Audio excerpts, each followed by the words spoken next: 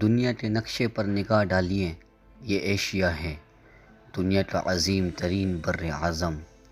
اس کی گود وسط ایشیا، تاریخ کے صفحات پر بکھری ہوئی انگنت داستانیں ازبر کیے ہوئے اپنے وسیع و عریض رقبے پر نمودار ہونے والی ہزاروں حکومتوں کے تغیرات و حوادث کے عینی شاہد ہے۔ مگر اس آباد و شاداب خطے پر ایک دور ایسا بھی آیا ہے جس کو یاد کر کے آج بھی اس سرزمین جنت نظیر پر لرزہ طاری ہو جاتا ہے۔ وہ ایک تاریک اور گڈھا ٹوپ دور تھا جو 7ویں صدی ہجری کے دوسرے عشرے سے شروع ہوا اور بالآخر سقوط بغداد پر متنج ہوا۔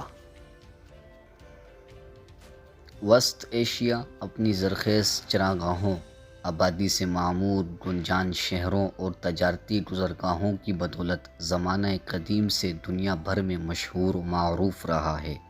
اس میں دو بڑے دریا ہیں، ایک دریائے سیحون جسے سیر دریا بھی کہا جاتا ہے اور دوسرا دریائے جیحون جو آج دریائے امو کے نام سے پہچانا جاتا ہے۔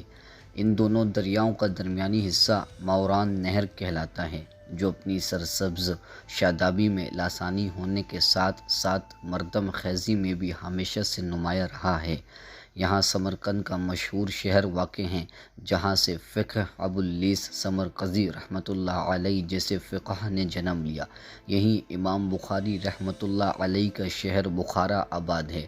دریائے جیحون کے افغانستان سے ملنے والے کنارے کو دیکھیں تو سامنے سنن الترمذی کے مؤلف امام ابو عیسیٰ ترمذی رحمۃ اللہ علیہ کا شہر ترمذ دکھائی دے گا۔ دریائے جیحون کے کنارے شمال کی طرف بڑھتے جائیں تو موجودہ جمہوریہ ازبکستان کی شمال مغرب سرحد پر اورگنج نامی شہر نظر آئے گا۔ یہی اورگنج کئی صدیوں قبل خوارزم نامی ایک ریاست کا پایہ تخت تھا۔ اورگنج کے علاوہ ہزار اسپ اور خیوا بھی ریاست خوارزم کے اہم شہر شمار ہوتے تھے۔ خوارزم کا علاقہ اس وقت سے ایک علیحدہ ریاست شمار ہوتا آیا ہے جب شاہ فارس بہرام گور کے ایک رشتہ دار نے اس پر قبضہ جما لیا تھا۔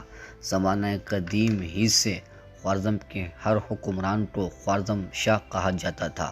تاریخی روایات کے مطابق کیخسرو وہ پہلا بادشاہ تھا جس نے سکندر اعظم کے حملے سے 980 برس قبل اس ریاست کے حاکم کو خوارزم شاہ کا لقب دیا تھا۔ اس روایت سے اندازہ لگایا جا سکتا ہے کہ خوارزم کا تمدن کس قدر قدیم تھا۔ دلچسپ بات یہ ہے کہ خوارزم شاہ کے لقب کا رواج اس علاقے کے اسلامی دور میں بھی یہاں کے آخری تاجدار سلطان جلال الدین خوارزم شاہ کے زمانے تک باقی رہا۔ غالباً تاریخ اسلام میں یہ واحد مثال ہے کہ اسلام سے پہلے دور کا لقب اسلامی عہد کے حکمرانوں میں بھی اسی طرح رائج رہا ہو۔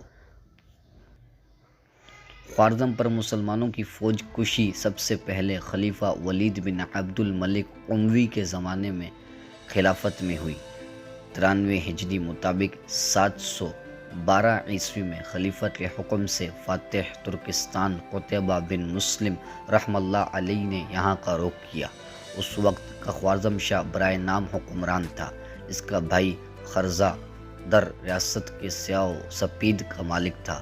خوارزم شاہ اس صورتحال سے نہایت پریشان تھا۔ قتیبہ بن مسلم کی آمد کو اس نے اپنے لیے نیک فال سمجھا اور ان سے اس شرط پر مصالحت کر لی کہ وہ اسے خرزاد کی زیادتیوں سے نجات دلائیں گے۔ قتیبہ بن مسلم رحمہ اللہ نے اس شرط کو منظور کر لیا اور یوں سرزمین خوارزم بغیر کسی کشت و خون کے اسلامی پرچم کے تلے آ گئی۔